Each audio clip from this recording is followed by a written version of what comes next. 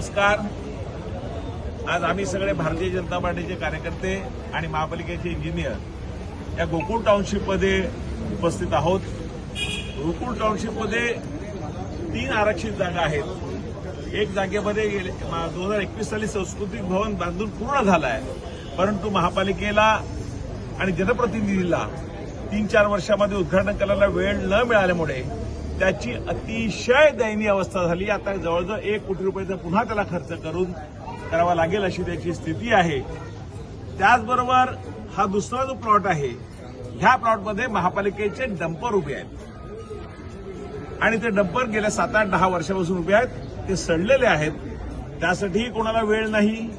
त्याचबरोबर ह्या प्लॉटच्या बाजूला एक प्लॉट आहे, आरक्षित प्लॉट आहे, तिथे बसेस पडल्या आहेत, तत्कालीन ट्रान्सपोर्ट भगीरथी ट्रान्सपोर्टच्या बसेस पडल्या आहेत। त्यामुळे नागरी सुविधासाठी असलेली 3ही जागा आज बंद आहेत। लोक या सोयीपासून वंचित आहेत।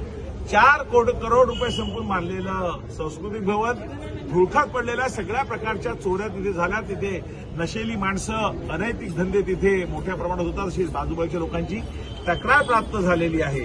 ह्या निमित्ताने मी आयुक्ताशी या संदर्भात अगोदर बोललेलो आहे आणि आताही बोलेन की या 3ही सांस्कृतिक भवन तातडीने चालू झालं पाहिजे।